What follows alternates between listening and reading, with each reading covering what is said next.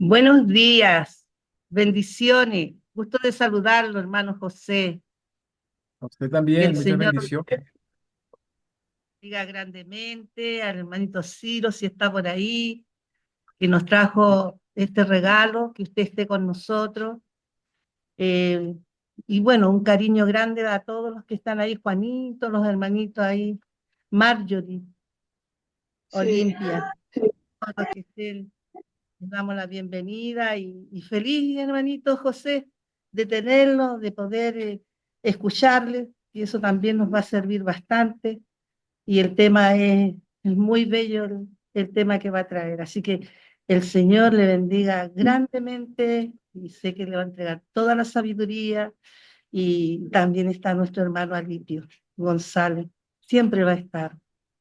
Siempre va a La estar. verdad que para una gran emoción de tenerlo, porque sé que el hermano Cyril lo conoció, y usted también, y para mí, bueno, en mis primeros caminos, yo voy a cumplir ya 43 en la ciencia, y cuando yo lo conocí acá en Antofagasta, él fue esa persona en la cual yo en ese tiempo también trabajaba en la iglesia católica, Ujú, era Legión de María. Y usted sabe que en esos tiempos, los años 80, era muy perseguido acá.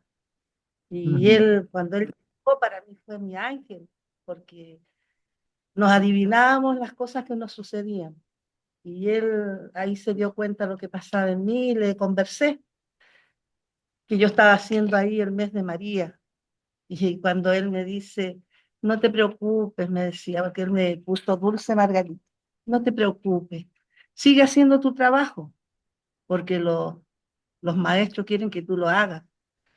Ve allá porque lo deben de necesitar mucho y cuando tú vengas vas a llevar a los seguidores de María. Y la verdad que y muchas cosas que me fue hablando han sucedido a través de los tiempos. Y cada mensaje que él me dio lo he ido, pues, lo he colocado en la práctica. Y eso me ha servido para poder mantenerme. Y siempre con su libro. Y por eso que me emociona porque bueno, yo he tenido esas manifestaciones con él en los sueños, cuando me habla de su esposa, Nanita, siempre hablo de ella, que era su compañera, su amiga, la que lo acompañaba en todo momento. Y él me dijo que iba a pasar esto, en que los cuales muchos de ustedes, los que eran cercanos a él, me iban a ayudar. Y así ha sido, porque Mm. llegó el hermano Cirilo y después, bueno, ahí la Susanita, que los conozco cuando ella era muy chiquita, bueno, más jovencita, sus padres los conocí cuando recién empecé. Y en el tiempo de la pandemia ahí empezó, porque yo me he quedado más en mi cuna, ahí muy resguardada. Pero ella me llevó a poder así de esta manera. Así que eso, hermano José. Yo le doy la bienvenida acá en nuestro templo Luis Progreso y sé que usted también así nos va a aportar y a nuestros hermanos instrumentos que nos va a servir y hermanitos de sala. Muy agradecida. Ahora lo dejo para que hagan su taller y de verdad que estoy muy emocionada. Yo creo que el hermano Aripio está acá en nuestros corazones y ahí está el hermano Cirilo, él sabe, lo he comentado, lo he conversado muchas veces y muy emocionado. Mire, justo unas hermanas traen unas bellas flores.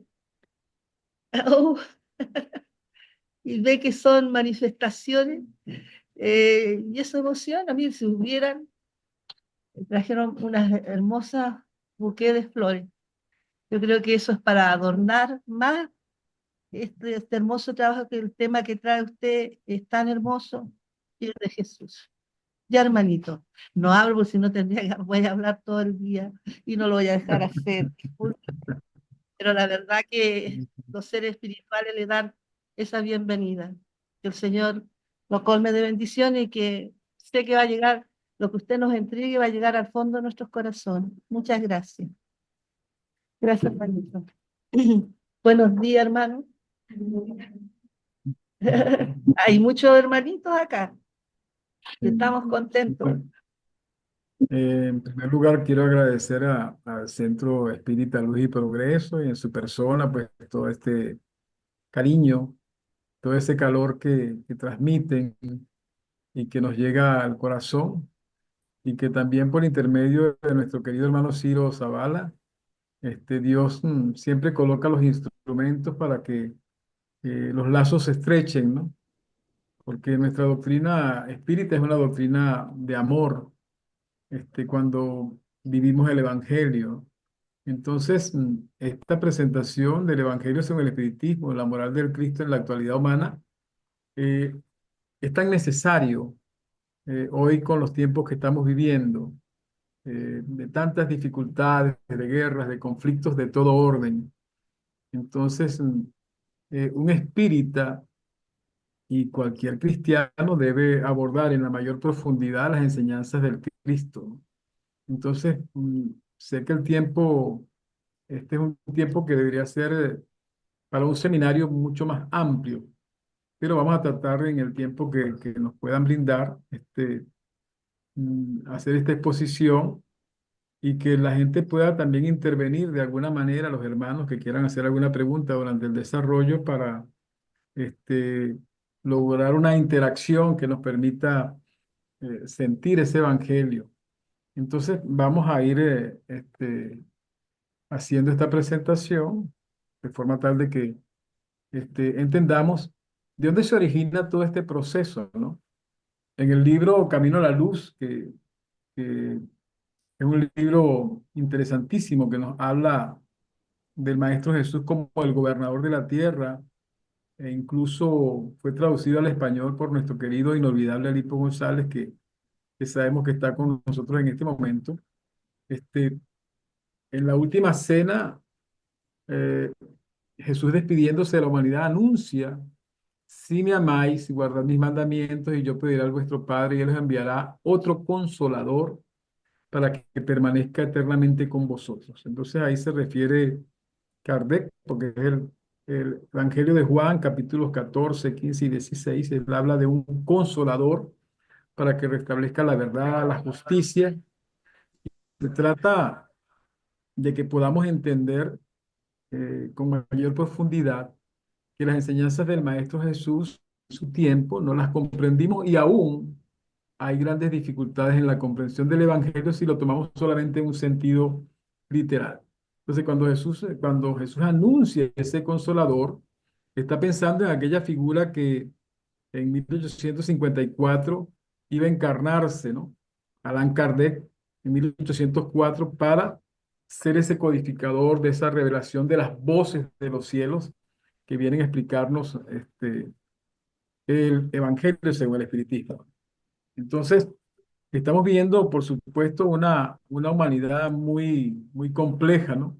Si bien es cierto que pudiéramos ver algunos momentos de armonía, de alegría familiar, también, aun cuando hemos tenido grandes avances tecnológicos, la ciencia cada día nos deslumbra, las investigaciones aeroespaciales están cada día mayor descubriendo galaxias, aún más de las que son conocidas en ese inconmensurable universo.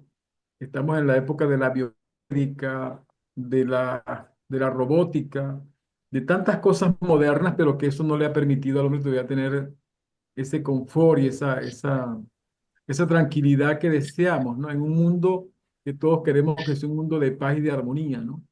Y también estamos viendo grandes convulsiones planetarias, las pandemias que nos asolaron en 1800, en 1900, en el 18, 19, en el 2018, 19 y 20, y que también generó pues un gran dolor y una gran pérdida de hermanos que desencarnaron bajo esta terrible enfermedad. Y hoy estamos también con grandes dificultades, con guerras que sacuden todo el Medio Oriente, en Rusia, en Ucrania, en Afganistán, en muchos sectores. Pero más allá de eso, también hay una guerra interior, ¿no? Hay graves conflictos existenciales, aumentan los casos de depresión, de suicidio, donde no hay una coherencia, ¿no? No tenemos un sentido de vida, ¿no? Y entonces, justamente, es como que explorar un poco qué pudiéramos hacer para, para poder entender ese evangelio de nuestro Maestro Jesús. Entonces, para esta obra, André Allan Kardec va a una isla que se llama Santo André. Eso fue en 1863. Porque la publicación del primer libro del Evangelio según el Espiritismo no se llamó así, sino que se llamó Imitación del Evangelio según el Espiritismo, que fue el 15 de abril de 1864, ¿no?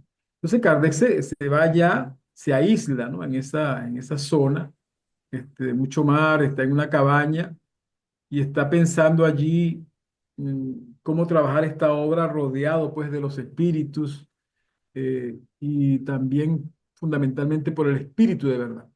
Y él entonces le hace, desde allí de San Andrés, envía una comunicación a la Sociedad Espírita de París preguntando qué pensáis de esta obra o de este proyecto que estoy haciendo. Es decir, solamente él en Santo Andrés sabe lo que está haciendo y los medios allá en la Sociedad Espírita de París reciben esta correspondencia de Allan Kardec y ellos, esos medios, le contestan la respuesta que dan los espíritus, ¿no? Entonces, él está trabajando, por supuesto, en esta obra y los espíritus van a contestar así. Este libro de doctrina tendrá considerable influencia, pues aborda cuestiones capitales y no solo del mundo religioso, encontrará las máximas que le son necesarias. También la vida práctica de las naciones tendrá en él instrucciones excelentes. Hiciste bien afrontando las cuestiones de alta moral práctica desde el punto de vista de los intereses generales, de los intereses sociales y de los intereses religiosos.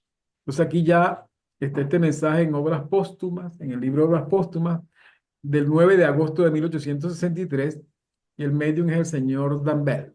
Entonces aquí quien escribe esta respuesta es el espíritu de verdad, y entonces está explicando la influencia que tendrá este libro, ¿no?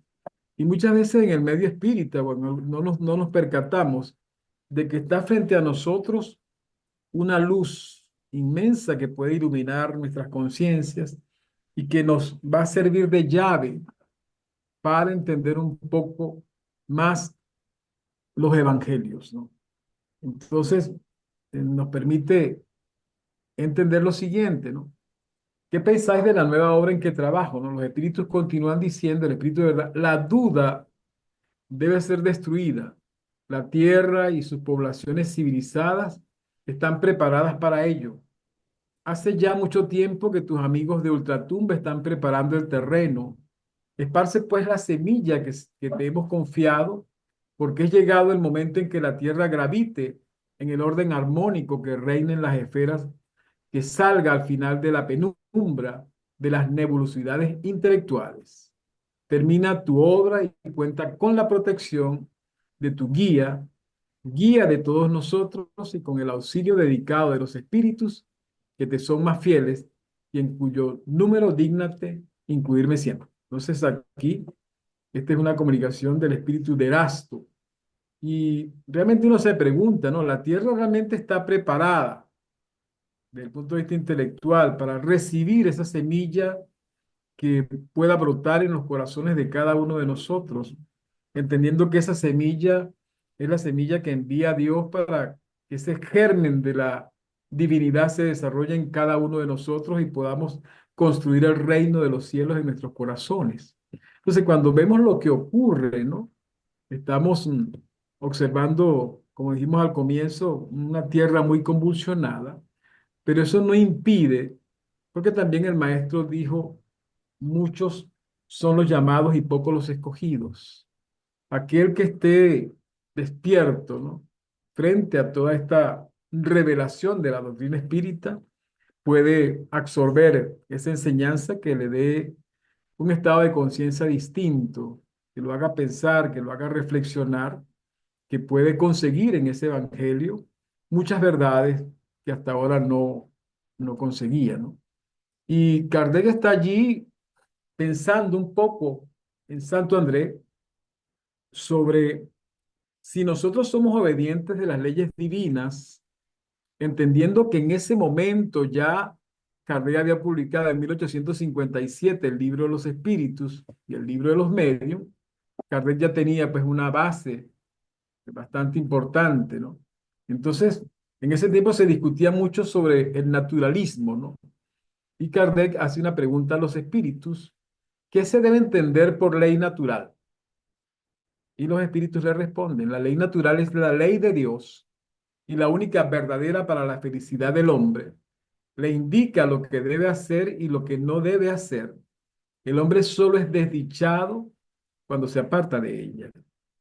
Y también nos dice el Evangelio según el Espiritismo: si el hombre se ajustara rigurosamente con las leyes divinas, es indudable que evitaría los males más agudos y viviría feliz en la tierra. Si no lo hace, es en virtud de su libre albedrío y por eso sufre las consecuencias.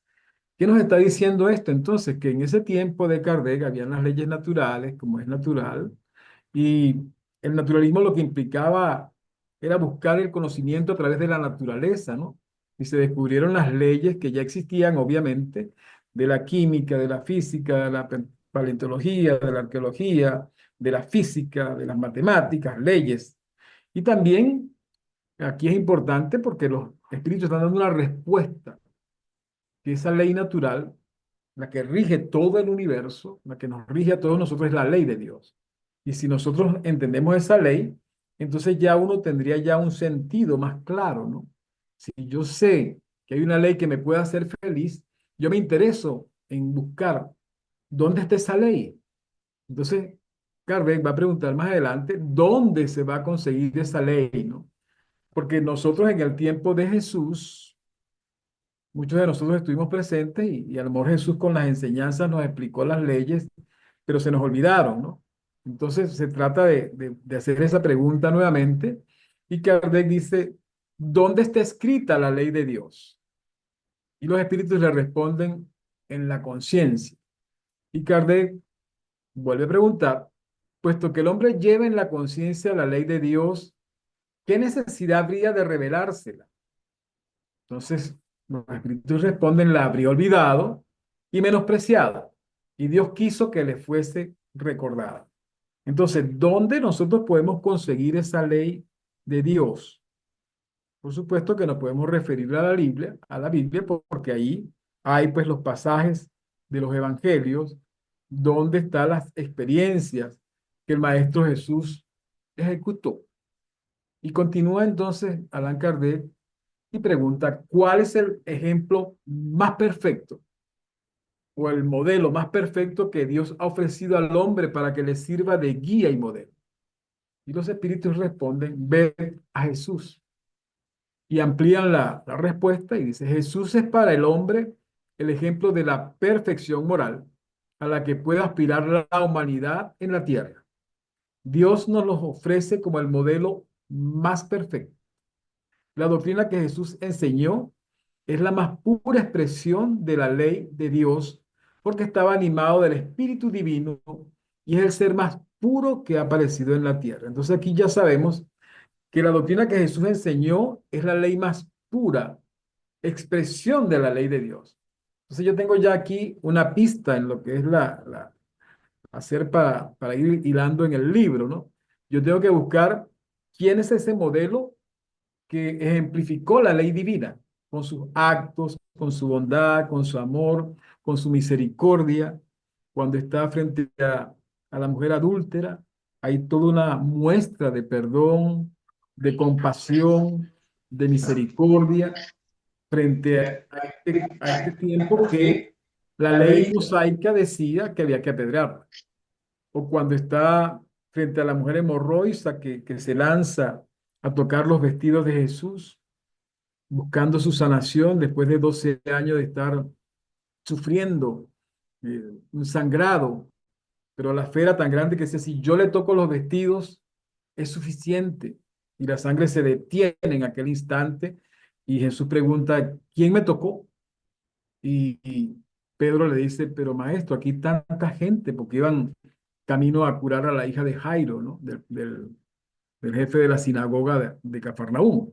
Entonces, eran expresiones de cómo esa ley de amor la aplicaba Jesús, porque aquí hay una enseñanza muy clara de amar a Dios con toda la fuerza de tu alma, de tu mente, de tu corazón, de tu espíritu, y al prójimo como a ti mismo. Entonces, todo acto que hacía Jesús, por ejemplo, en la parábola del buen samaritano, cuando un doctor de la ley le pregunta, ¿no? ¿Qué he de hacer para alcanzar la vida eterna? Jesús le dice, ¿qué está escrito en la ley? ¿Cómo lees? Entendiendo que esa ley para ese tiempo es la misma porque estaba escrita en la Torá. Y entonces él dice, amarás a tu Dios con toda la fuerza de tu alma y de tu corazón y al prójimo como a ti mismo. Pero este doctor de la ley le pregunta, eh, pero ¿quién es mi prójimo? Y entonces en el Evangelio de Lucas conseguimos cómo Jesús narra la parábola del buen samaritano para ejemplificar la ley de Dios. Entonces habla de que un hombre descendía, como ustedes saben, de Jerusalén a Jericó y fue asaltado por los ladrones y lo dejaron medio muerto, pero pasó un sacerdote, lo vio y siguió de largo, pasó un levita, lo vio, lo observó y pasó de largo, pero pasó un samaritano que era considerado hereje y fue el que se movió a compasión. Fue el que tuvo amor y misericordia, fue el que le vendó las heridas, le ungió, le colocó aceite, le colocó vino, se apiadó de él, lo montó en un caballo, lo llevó hasta la hospedería, allá pagó todo aquello que correspondía y entonces dijo que cuando regrese, si hay algún gasto adicional, yo lo cancelo. Entonces Jesús le pregunta al doctor de la ley, ¿cuál fue de esos tres el que actuó de acuerdo al amor, de acuerdo al bien? Entonces dice el samaritano. Entonces Jesús le dice, ve y haz tú lo mismo. Entonces, ahí son ejemplificaciones de esta ley de amor. ¿Y dónde está escrito eso? Eso está escrito en los evangelios. Y si está escrito en los evangelios, ¿por qué tanta dificultad para interpretar, para conocer esa luz que está allí en medio de parábolas, en medio de composiciones, de sermones, y que durante tanto tiempo ha permanecido allí y en la humanidad sigue en la ambición y en nuestros mayores defectos, que es el egoísmo y el orgullo? Entonces, este libro tiene pues ese proceso. Entonces, si yo tengo ya ese conocimiento de la ley de Dios, como ya explicamos en la conciencia, si yo tengo ese libro que está dentro de mí, en mi conciencia está escrita esa Biblia y tengo un profesor, tengo un modelo, es Jesús. Pregunta 625, el libro de Espíritu, ya yo tengo entonces una base sólida para adentrarme a explorar ese evangelio de nuestro querido Maestro Jesús. Y pregunta Kardec, dice, puesto que Jesús enseñó las verdaderas leyes de Dios, ¿cuál es la utilidad de la enseñanza para los espíritus? ¿Tendrán algo más que enseñar? Cada acto de Jesús era una ejemplificación de la ley de Dios. Entonces dice los espíritus, la palabra de Jesús era a veces alegórica y en forma de parábolas, porque hablaba con arreglo a los tiempos y lugares.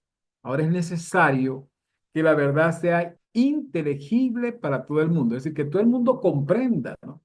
Es necesario, es preciso explicar bien y desarrollar esas leyes, puesto que hay tan poca gente que las comprende y menos aún quien las practica.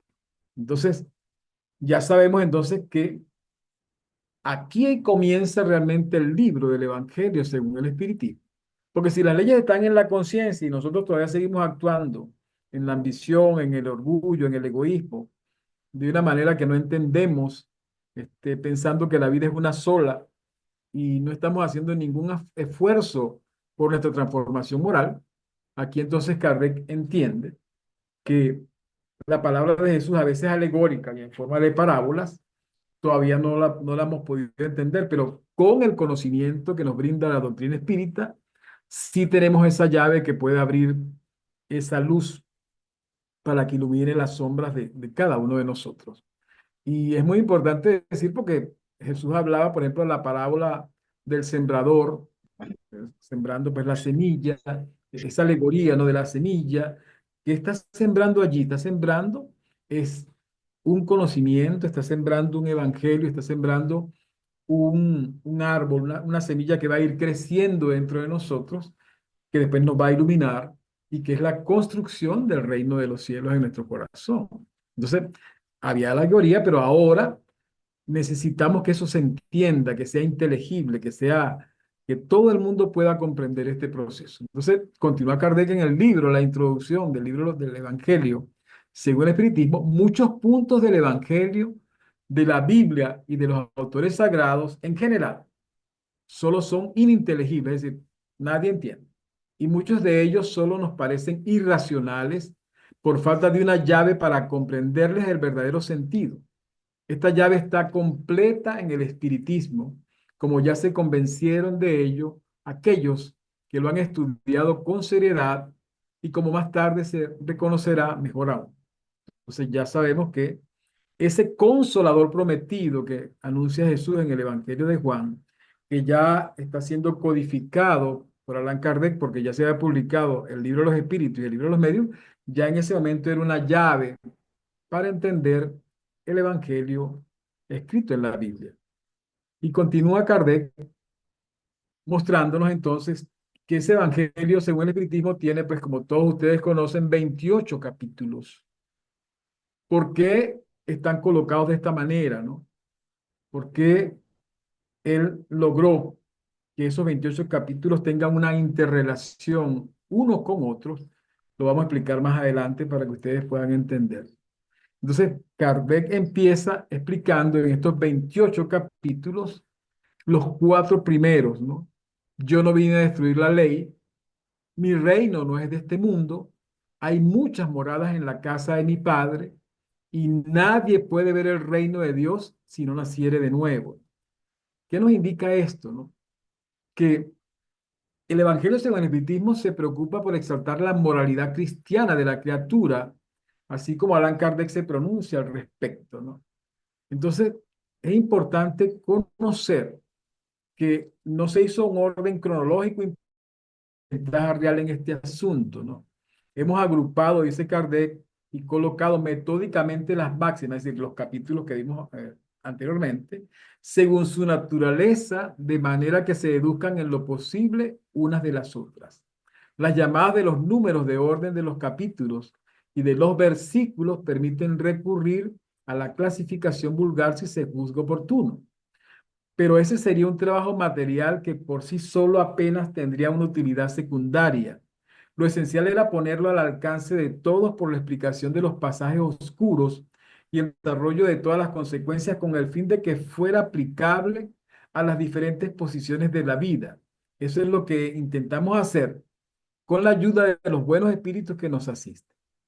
Entonces aquí vamos a ver que esa base de la cual hablamos es así. Yo no vine a destruir la ley. ¿A qué se refiere esto? Capítulo 1 del Evangelio según el Espiritismo, a la ley de Dios, a la ley natural. Y mi reino no es de este mundo, es aquella famosa frase célebre que Jesús le dice a Pilatos cuando está en el pretorio, que Jesús le dice, Pilato le interroga y le dice que por qué guarda silencio, ¿no? Entonces Jesús le dice que si él quisiera, pudiera haber traído los ejércitos y liberarlo del yugo de los judíos, pero Jesús le dice, porque tú eres el rey de los judíos, le dice, tú lo dices, pero mi reino no es de este mundo. ¿Qué quería decir Jesús en ese momento con eso?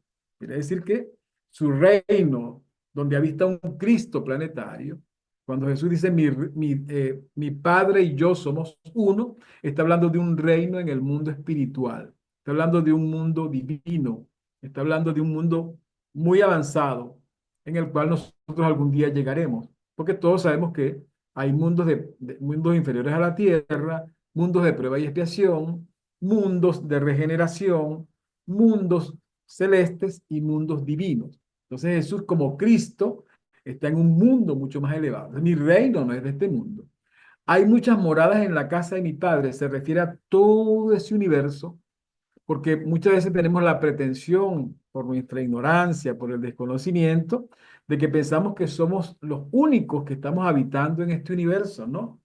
Ya se demuestra que hay muchas moradas en la casa de mi Padre y que significa que en todos esos globos hay vida, vida humana, que no sea la misma configuración fisiológica que la nuestra, e incluso espiritual, porque los espíritus más sutiles están en otros mundos más avanzados, por su conciencia moral, por el amor, por tantas cosas.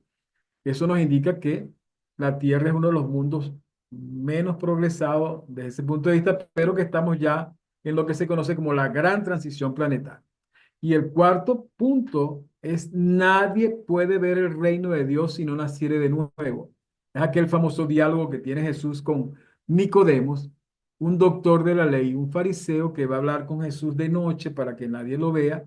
Y Jesús le da una explicación que lo deja eh, impresionado, ¿no? Porque le está hablando de que si no reencarnamos, si no venimos de nuevo, no podemos algún día ser espíritus puros. O sea, no podemos conquistar el reino de Dios en nuestro corazón. Entonces, estos cuatro primeros capítulos son la base del Evangelio según el Espiritismo. Hay que leerlos detenidamente, ver cómo están entrelazados unos con otros, porque si no entendemos esta base, es muy difícil que podamos entender todo el libro, ¿no? Entonces se trata de que podamos prestar mucha atención. No se trata de leer, se trata de estudiar, se trata de comprender estos cuatro primeros capítulos para ir comprendiendo hacia dónde vamos en el libro, ¿no? Y también Kardec hace esta pregunta, que es la pregunta 170 del libro Los Espíritus. ¿En qué se transforma el espíritu después de su última encarnación? Y los espíritus responden: espíritu bienaventurado, es decir, espíritu puro. Cuando nosotros alcancemos, y tengo la absoluta seguridad que lo vamos a hacer algún día, de acuerdo al esfuerzo que hagamos, de acuerdo a nuestra perseverancia, de acuerdo a nuestro amor, de acuerdo a nuestro autoconocimiento, de acuerdo a nuestra reforma moral, algún día todos los que estamos aquí en esta conferencia, espíritus que nos están rodeando y que están viendo esto, sabemos que algún día nosotros vamos a ser espíritus puros. ¿Y qué significa ser espíritu puro? Un espíritu que ya tiene la sabiduría, que tiene el amor, que ya dentro de sí no tiene egoísmo, que no tiene rencores, que no tiene envidias, que no tiene maledicencia, que es puro amor, que perdona, que ama, que es un espíritu misericordioso, que es manso, que es pacífico. Entonces, aquí Kardec toma de esta respuesta las bienaventuranzas. Y cuando observamos más adelante, vamos a ver que él toma del Sermón de la Montaña, que está en el capítulo 5, 6 y 7 de Mateo, las bienaventuranzas, porque ese es un estado de pureza espiritual al cual nosotros vamos a alcanzar. Es lo que se llama la redención individual. O sea, todos nosotros que ya hemos ido entendiendo este proceso, que nos estamos esforzando en vencer nuestras imperfecciones, nuestros vicios, estamos ya camino a que algún día vamos a ser este tipo de espíritus. Obviamente que la clasificación que nos habla Allan Kardec en el libro de los espíritus, a partir del ítem 100, nos está diciendo que somos hoy espíritus imperfectos, después seremos espíritus buenos y después seremos espíritus puros, es decir, un proceso. Y él toma el sermón de la montaña y dirán: bueno, ¿por qué toma el sermón de la montaña de Mateo? Porque es donde más bienaventuranzas coloca el Maestro Jesús en las anotaciones que hizo Mateo. Y hay otros que también lo comentan en Marco y en Lucas, pero no están colocando todas las bienaventuranzas a las cuales se refirió Jesús. Entonces es importante que cuando estemos entendiendo que desde el capítulo 5 al capítulo 10, Jesús va a colocar las bienaventuranzas. Ustedes pueden ver aquí en el slide que esa redención espiritual, individual, esa perspectiva y finalidad está allí. Bienaventurados los afligidos, nos habla del Cristo Consolador. Bienaventurados los pobres de espíritus. Bienaventurados, ¿qué significa bienaventurados los pobres de espíritu? Cuando ya el espíritu va desarrollando la humildad, cuando algún día ya vence su egoísmo, su orgullo, es un espíritu humilde. Bienaventurados los que tienen puro el corazón, porque ellos verán a Dios. Y ese es un estado de pureza espiritual, donde ya el espíritu está en el seno de los Cristos planetarios. Bienaventurados los mansos, porque ellos poseerán la tierra. O sea, cuando ya entendamos que tenemos que buscar una paz interior, que debe conquistarla, que la paz no se decreta, sino que es una conquista del espíritu, cuando entendamos que debemos ser algún día espíritus misericordiosos, significa que nos conmovamos frente al dolor de cualquier ser humano, frente a cualquier desgracia, frente a cualquier situación que requiere el auxilio, no solamente material, sino también espiritual, visitando un enfermo, ayudando a un anciano a cruzar una calle, cualquier acción para ayudar a un niño, participar en un plato de sopa, en algo que podamos nosotros mitigar el dolor y el sufrimiento en la tierra, evitar la contienda, evitar una guerra que es una devastación del planeta. Todas esas acciones incluyen la misericordia. Entonces, ya sabemos entonces que del capítulo 5 al capítulo 10 están entonces esas bienaventuranzas, que es para irnos mostrando ese modelo que algún día nosotros vamos a alcanzar. Y entonces, más adelante, del capítulo 11 al capítulo 17, Allan Kardec magistralmente nos va a decir cómo es que vamos a hacer ese proceso. O sea, cómo es que yo voy a lograr algún día ser espíritu bienaventurado, cómo es que yo voy a ser algún día manso, cómo es que yo voy a ser algún día amoroso, cómo es que yo voy a ser pacífico. Entonces me pone el proceso. ¿Cuál es el proceso? Amar al prójimo como a sí mismo. Capítulo 11 del Evangelio según el Espiritismo. Amad a vuestros enemigos. Aquí nos está poniendo un poco más difícil. Porque si no soy capaz de amarme a mí mismo, ni amar al prójimo, ¿cómo voy a poder amar a los enemigos? Después me está diciendo en el capítulo 13 que vuestra mano izquierda no sepa lo que da vuestra mano derecha. Es decir, me está diciendo que tengo que practicar la caridad en su mayor pureza, que es el lema de nuestra doctrina. Fuera de la caridad no hay salvación, pero que no tengo que buscar nada a cambio, que no tengo que buscar ningún protagonismo, que no tengo que buscar que me exalten el orgullo, sino que tengo que hacerlo con la mayor discreción, sin que nadie sepa. O sea, que haga todo, porque Dios está viendo lo que estamos haciendo. Después dice, honrad a vuestro padre y a vuestra madre, que es un requisito importantísimo en el proceso de buscar esa redención espiritual, es el amor que tenemos que tener hacia nuestros padres, eh, que ya es una ley que está también escrita en los 10 mandamientos, que implica que cuando ya nosotros no tengamos las fuerzas físicas para trabajar, nuestros hijos velen por nosotros. Pero hoy sabemos cuántos asilos hay, porque no es solamente velar por los padres desde el punto de vista material, es también velar desde el punto de vista afectivo, desde el punto de vista espiritual, hacer esa llamada cariñosa si no puedo visitar. Papá, ¿cómo estás? ¿Cómo amaneciste? ¿Cómo te sientes? Acá en Venezuela hoy estamos en una situación donde hay 8 millones de venezolanos que salieron fuera del país y que nosotros reconocemos y valoramos cómo Chile ha recibido tantos venezolanos con tanto cariño, con tanto afecto.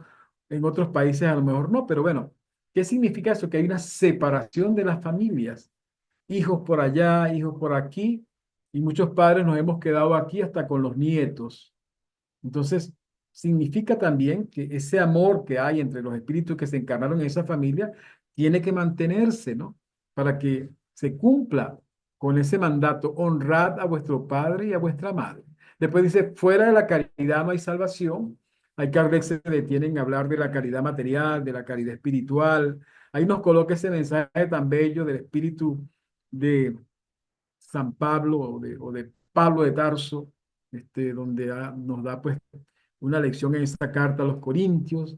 Después entonces nos dice, no se puede servir a Dios y a las riquezas, ¿no? Es decir, yo no puedo, eh, tengo que tener mucha claridad que todo viene de Dios, que lo que tengo hoy es transitorio, que no tengo que tener ese apego a lo económico, que por supuesto sí tengo que entender que es necesario, pero que no es indispensable, que yo no puedo vivir en esa ilusión de acumular bienes y bienes y bienes, porque al final eso va a permitir, como lo dijo el Maestro Jesús, donde está tu tesoro, ahí está tu corazón. O sea, si tu ambición es esa, ese es tu tesoro, ese es tu corazón. ¿Ve?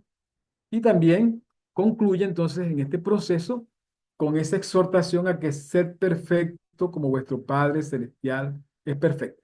Es decir, que busquemos constantemente, no la perfección de Dios porque no la vamos a alcanzar, pero sí una perfección de nuestros espíritus, que implica, como yo dije anteriormente, un autoconocimiento y una reforma moral, y que es un proceso constante en cada uno de nosotros de ir mejorando cada día. Es difícil, no es fácil, porque en cada ciclo reencarnatorio traemos entonces ese bagaje de nuestros preconceptos, de nuestros atavismos religiosos, de cómo influyó la sociedad, de cómo influyó la familia en cada ser, en cada uno de nosotros. ¿Cuántas existencias hemos tenido en distintos países? ¿Cuántas familias han influido en nosotros? Entonces, esa perfección es un desafío porque traemos lo que se llama mochila, ¿no? Que ahí vienen también las cosas buenas, de los deseos del espíritu de progresar, también viene la disciplina, la responsabilidad, también tienen los buenos deseos, pero también traemos cosas oscuras del pasado que hemos realizado. Entonces, esa perfección es un proceso difícil. No es difícil, no es que sea imposible, sí se puede, pero hay que tener mucho cuidado. Entonces, continúa Kardec analizando de ese origen del Evangelio, dice las máximas que le son necesarias, es decir, las máximas que extrajo del libro, podrán servir a la vida práctica de las naciones como un excelente código. Has hecho bien en abordar las cuestiones de alta moral práctica, desde el punto de vista de los intereses generales, de los intereses sociales, de los intereses religiosos, y la duda debe ser destruida. La tierra y sus pobladores civilizados están ya listos para recibir la semilla del Evangelio. Y uno se pregunta, ¿no?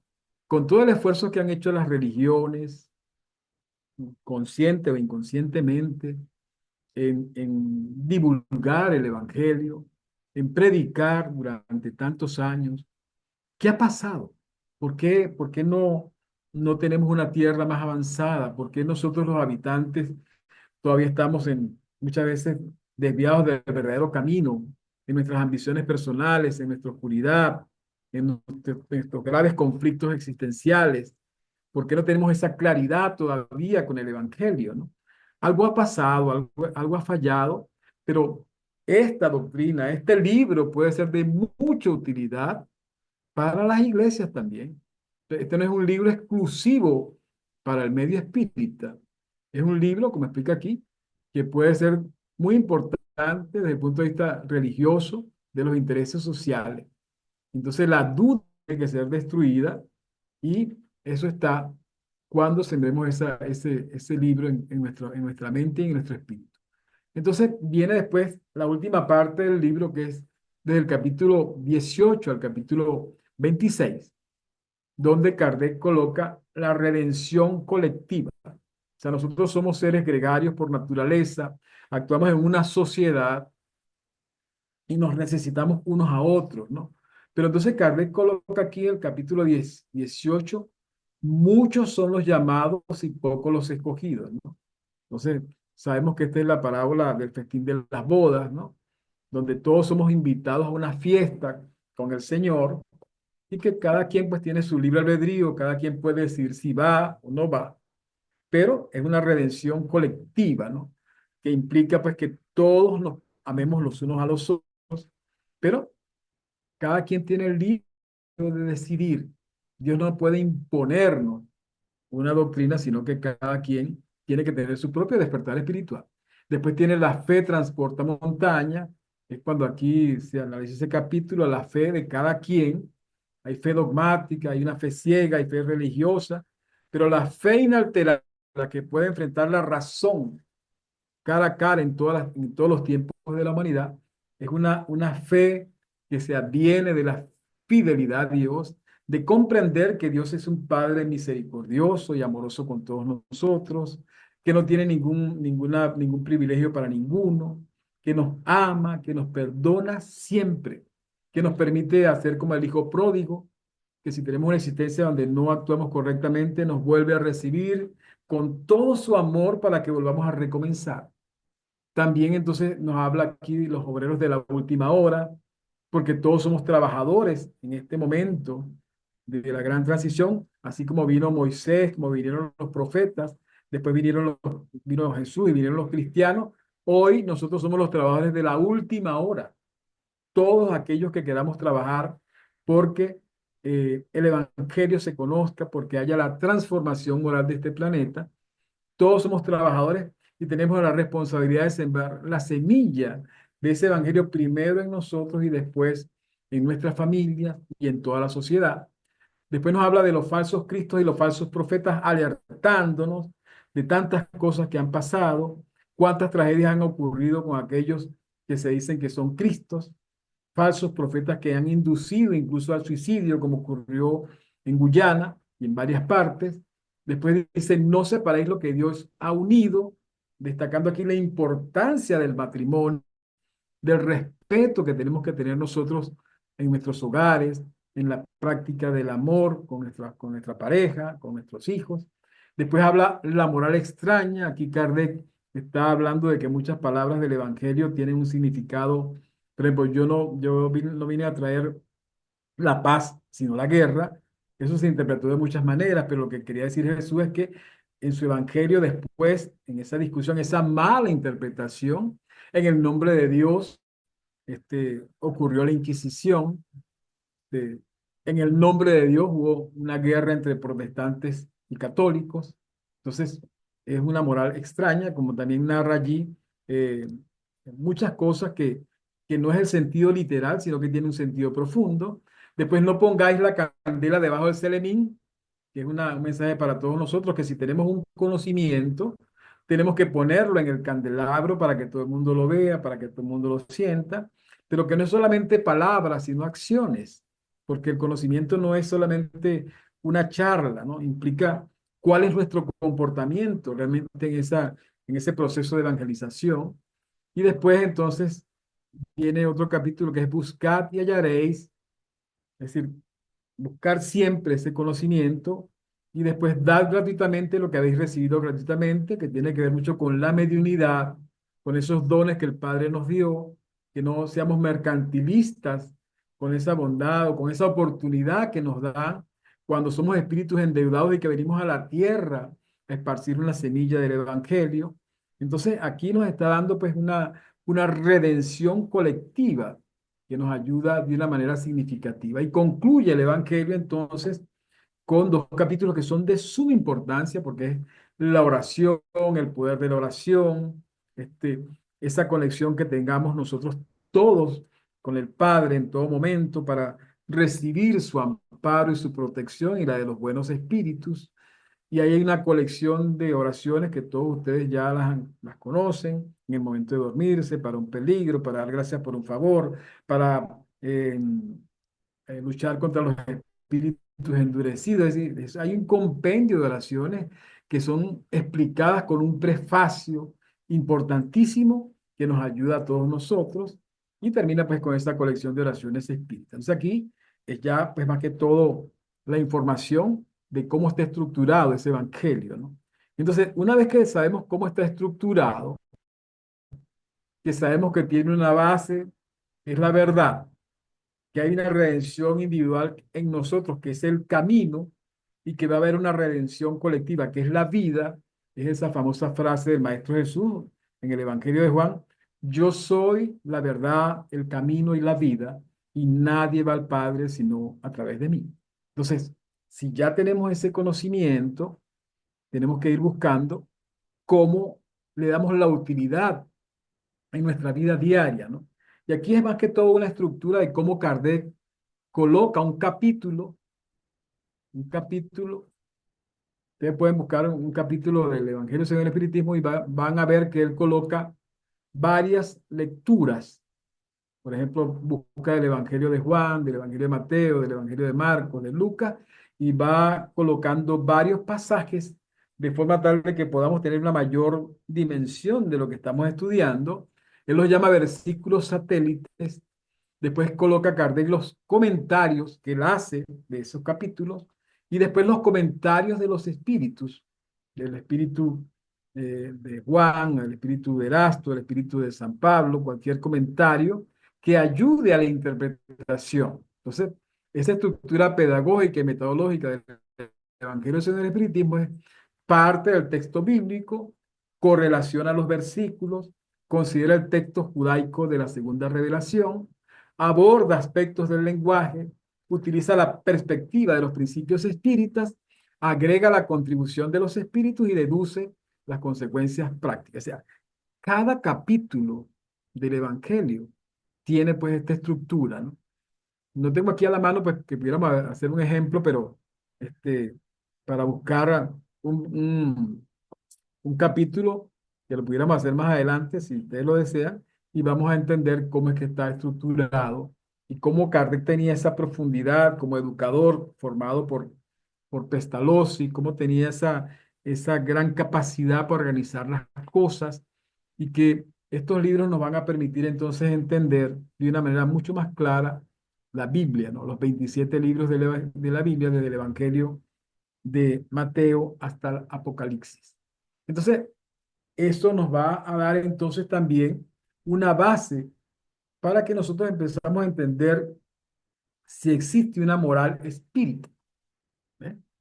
Y entonces responde Kardec, el espiritismo no instituye ninguna nueva moral, solo facilita a los hombres la inteligencia y la práctica de la del Cristo, facultando la fe inalterable y esclarecida a los que dudan o vacilan.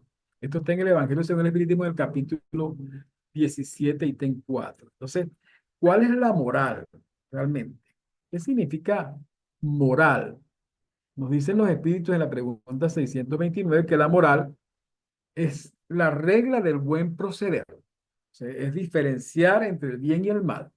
Y aquí traemos una representación porque hoy con todos los estudios que está recibiendo la doctrina espírita, estamos viendo muchas cosas, ¿no? Que en ese psiquismo, en esta expresión, esa punta del iceberg, ese 10% es lo que nosotros tenemos consciente, ¿no? Pero lo que está de ahí hacia abajo, ¿no? En esta parte más oscura, ¿no? Ahí está todo el producto que fue grabado en nuestro cuerpo periespiritual durante muchas y muchas reencarnaciones. Están las represiones, memorias, miedos, deseos, impulsos, percepciones. Es lo que Carl Gustavo Jung llamó la sombra. Entonces, el objetivo de nuestra vida es diluir la sombra a través del amor, diluir la sombra del orgullo, la sombra del egoísmo, la sombra de la ambición, de la maledicencia, de la transgresión sexual, de todo aquello que nos ha hecho durante muchos años sufrir las consecuencias de nuestro libre albedrío. Entonces, Kardec que dice que si nosotros no hacemos consciente lo que está en el inconsciente, eso marcará el destino. Y yo tengo que observarme, tengo que analizarme. ¿Cómo estoy actuando yo? Yo soy una persona introvertida, soy extrovertida, me molesto con facilidad o me deprimo con facilidad. ¿Cuáles son mis tendencias, no? Entonces vamos a la pregunta 919 del libro de los Espíritus.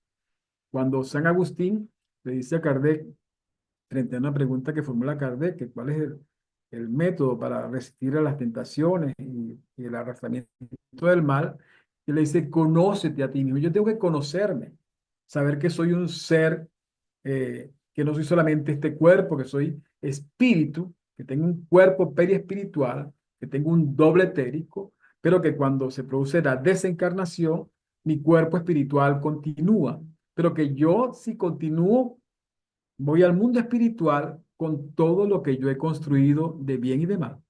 Si soy una persona ansiosa, si estoy lleno de odio, de rencor, iré al mundo espiritual en esa misma condición. Si estoy haciendo mi reforma moral, si estoy corrigiéndome, si me aparté de los vicios, si me aparté de las ilusiones de la vida, entonces voy a tener una densidad más fluídica en mi perispíritu, voy a estar en una conciencia moral distinta, ¿no? Y yo quiero comentarles que cuando yo fui la primera vez a una casa espírita, no tenía ni idea de lo que estaba recibiendo. Y la hermana Maura, que fue una hermana que fue como mi segunda madre, que fue la que me ayudó en una vida disipada, perturbada, obsesiva, era alcohólico a los 27 años, me mostró el libro del Evangelio según el Espiritismo y el libro de los Espíritus. Y todo lo que me dijo me entró por aquí y me salió por aquí. O sea, no tenía pues ninguna percepción para entender lo que me estaba diciendo. A los 6 meses volví en peores condiciones y entonces empecé un proceso de, de conocimiento porque ya no tenía otra opción. Y en un coloquio con mi espíritu superior, con mi ángel guardián, estando en una población distante de Barquisimeto, como a 800 kilómetros, lloré, sufrí y dije, eso debe haber algo bueno si esa señora me dijo que me podía ayudar a sanar mi vida. Y volví. Y desde que volví, entonces empecé nuevamente a buscar el conocimiento, ¿no? Sé que todavía me falta mucho por corregir, falta mucho por aprender todavía, pero gracias a ella pude formar una familia, pude tener mis hijos y estoy entonces trabajando en la doctrina de Jesús, porque el consolador prometido es el espiritismo. Entonces, eso nos indica que cada quien puede hacer ese proceso de reversión, porque fundamentalmente toda esta estructura, todos estos pasajes del Evangelio, ¿a dónde nos van a llevar? A la construcción del amor en cada uno de nosotros, a que ese germen de la divinidad se expanda, vaya creciendo cada día, se llene de amor. Y entonces Kardec lo resume así: el amor resume toda la doctrina de Jesús porque es el sentimiento por excelencia y los sentimientos son los instintos elevados a la altura del progreso realizado. El hombre en su origen solo tiene instintos, más adelantado y corrompido solo tiene sensaciones, pero instruido y purificado tiene sentimientos. Y el punto exquisito del sentimiento es el amor que va transformando, el amor que se construye, no un amor infantil, yo te amo para que tú me ames, no, un amor maduro, un amor de renuncia, un amor que es a toda costa que podamos sentirlo. Entonces, eso va a implicar que se dé el cambio. Y Jesús lo dice de esta forma, ¿no? El reino de Dios, de los cielos, está dentro de nosotros. O sea, ese reino de los cielos es el amor pleno. Es una búsqueda interior que debe ser objeto de toda criatura. O sea, toda humanidad debe buscar ese reino de los cielos que está dentro de nosotros. Esas afirmaciones de Jesús en ese tiempo no tenían el conocimiento de los apóstoles, los discípulos en una primera instancia, porque ellos pensaban que era un reino político, que Jesús venía a ser un Mesías, un guerrero que venía a apartar y a destruir el imperio romano, el dominio de tantos años, y que se iba a instaurar entonces un reino donde Jesús era un gobernador, un guerrero. No, estamos hablando de un reino de los cielos, que es la mayor batalla, que es la mayor dificultad en esta construcción de que todo ser humano creado por Dios lo va a lograr algún día. Es esa batalla que da Pablo, el apóstol, frente, que va a perseguir a los cristianos con toda su furia, con todo su celo por defender el judaísmo, y camino a Damasco se consigue a Jesús y Jesús entonces lo transforma, aquel ser se impacta frente a la luz que lo deja ciego y entonces pregunta, ¿quién soy, Señor? Yo soy Jesús. ¿Por qué me persigues? Dice, ¿por qué estás persiguiendo a los cristianos? Ya había ocurrido la lapidación de Esteban, pero aquel ser entonces, este, ciego, va y es conducido a Damasco y es rechazado por los propios judíos en esa condición deplorable que estaba. Y entonces Jesús se le aparece a Ananías, que era un zapatero que venía de Maús y vio la crucifixión y predicaba el evangelio. Y le predicó a Abigail, que está en el libro Pablo y Esteban, y Pablo de Tarso quería perseguirlo. Y Jesús va a lograr reunir entonces al perseguidor y al perseguido y le dice a Ananías, Ananías, en la calle derecha está Pablo, está Saulo, anda e imponle las manos. Y entonces Ananías le pregunta a Jesús, pero tú sabes ¿quién es Saulo? Como que si Jesús no supiera, ¿no? Sí, yo sé quién es Saulo. Entonces Ananías va y le dice en el nombre del Cristo y le impone las manos y le devuelve la vista.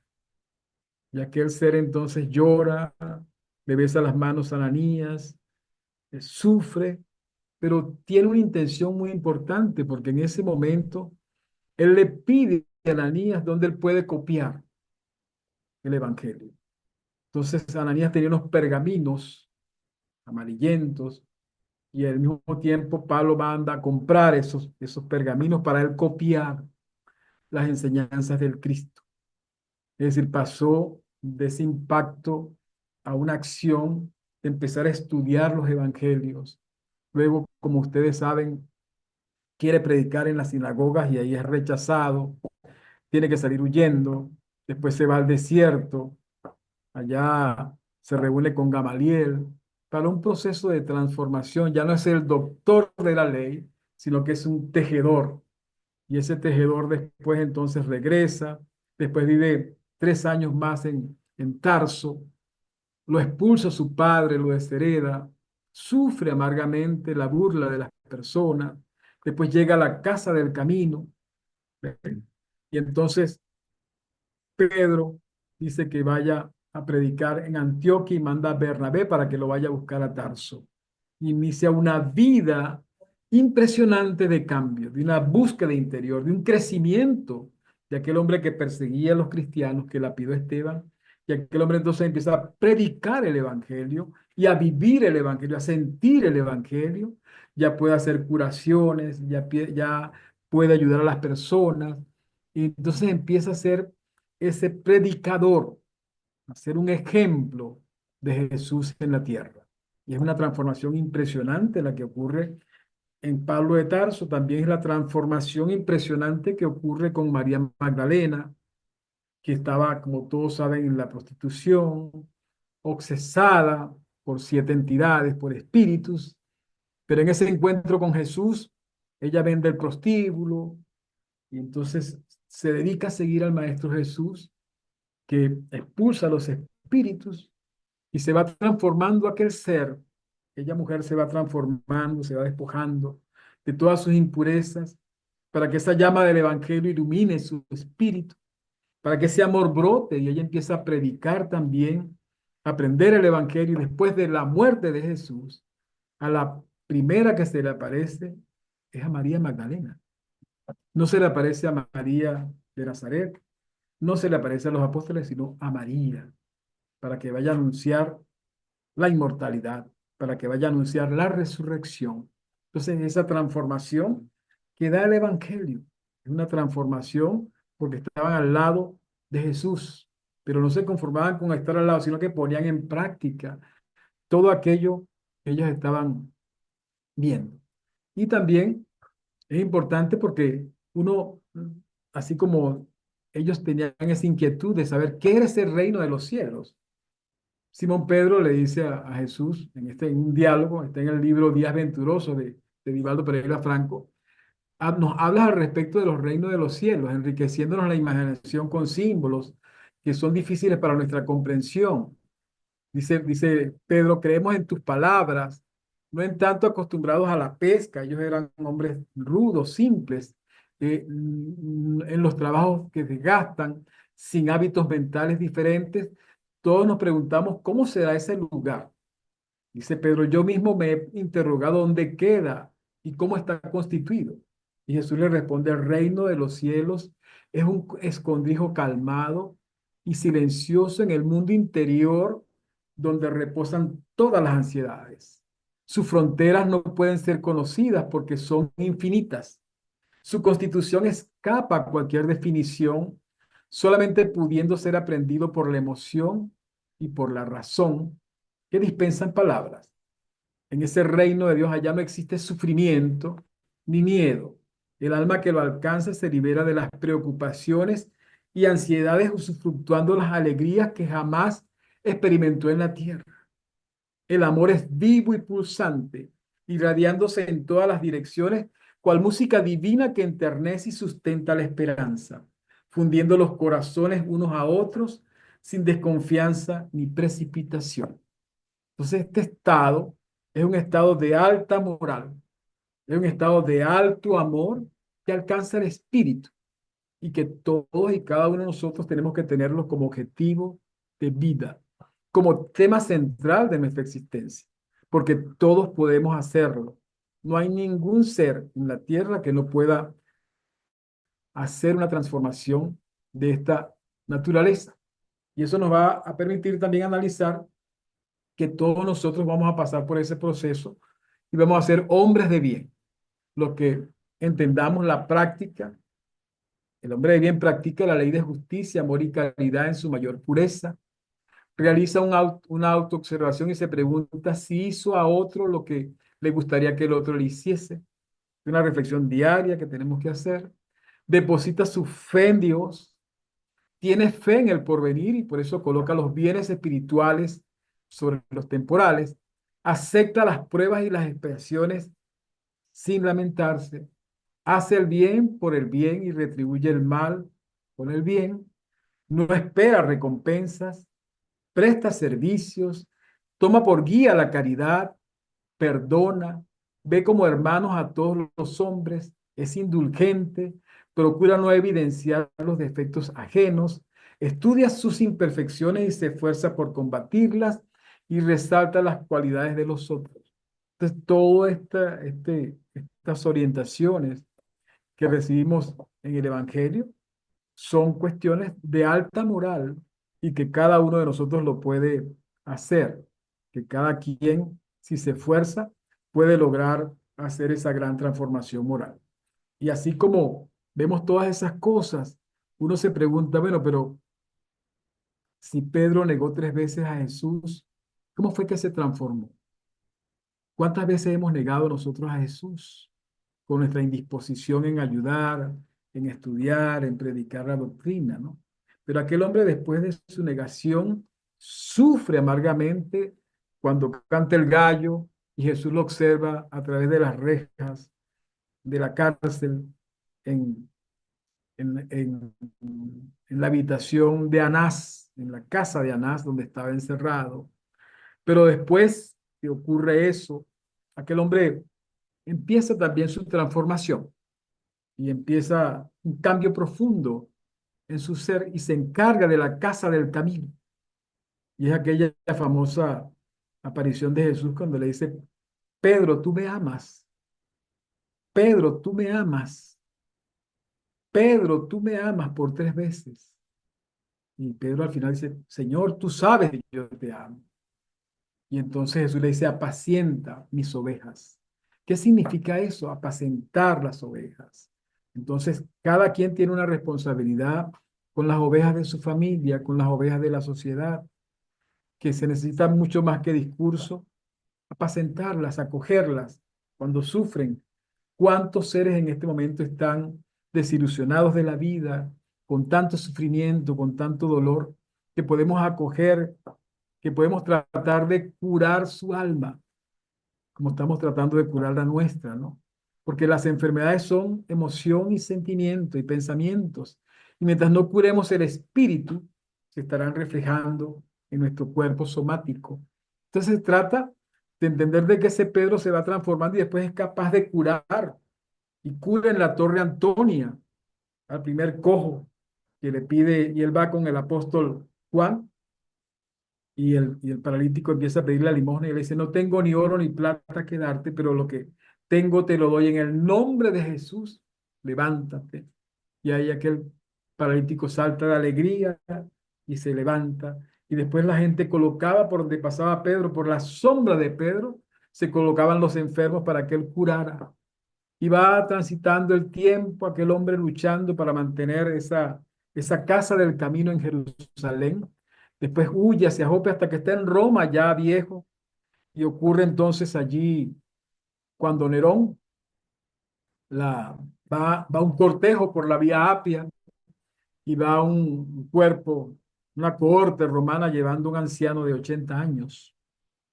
Y lo van injuriando, lo van agrediendo, y la gente se extraña que aquel anciano que va en un cortejo de niños, ancianos, que van sufriendo, otros van orando, orando por Pedro, va un soldado que se llama Sertorio Aniceto, y ese, después de injuriarlo, de decirle brujo, basura, le lanza una piedra y se la pega en la cabeza, y ahí, en plena crucifixión, que está invertida, porque él pidió que lo crucificaran de una manera invertida para no parecerse a Jesús, para no imitar la crucifixión de Jesús. Entonces allí desencarna Pedro.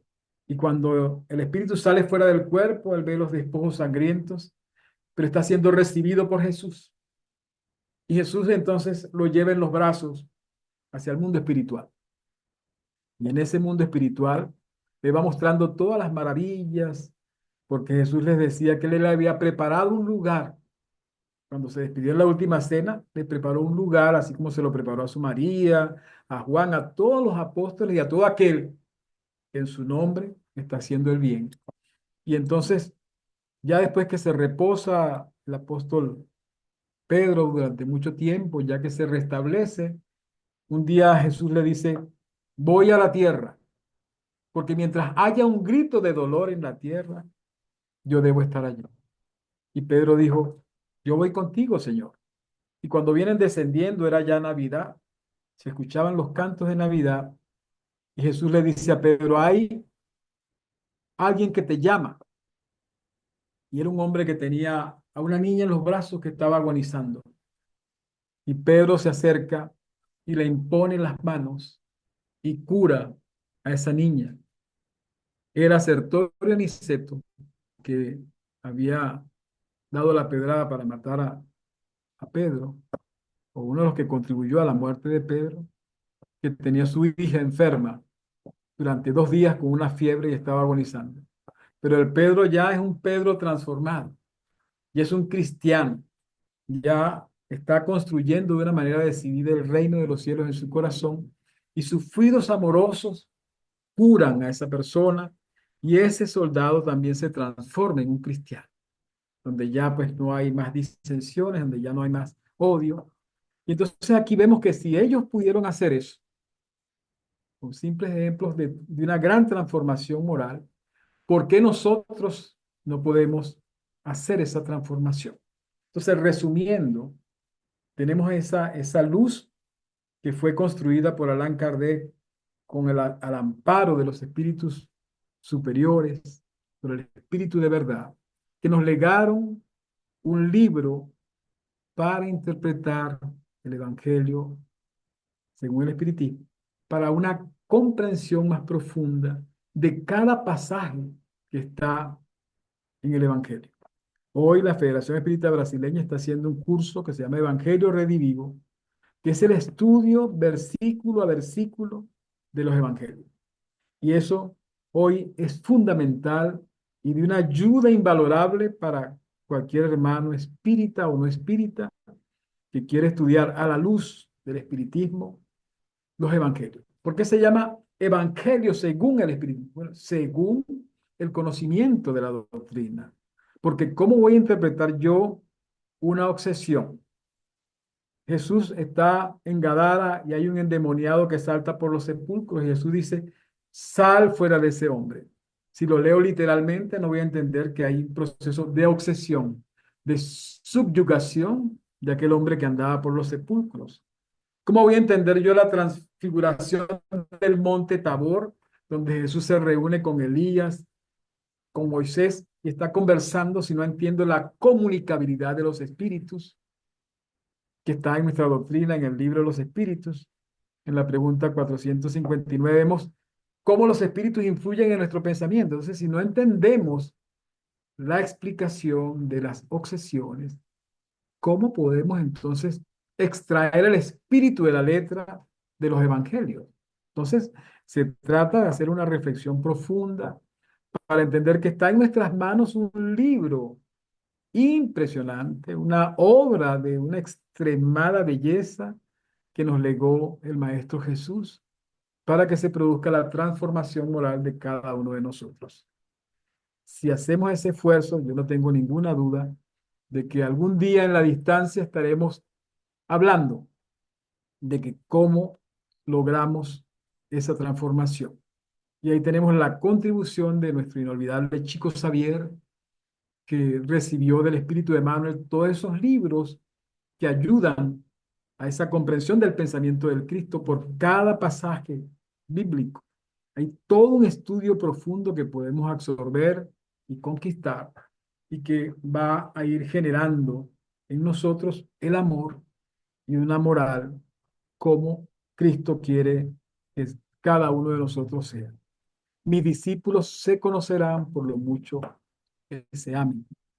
Y entonces quiero agradecer pues, al Centro Espírita Luz y Progreso por esta oportunidad y con esta exposición deseo pues si tienen alguna pregunta, alguna participación, con todo gusto vamos a tratar de responder lo que podamos hacer. Muchísimas gracias.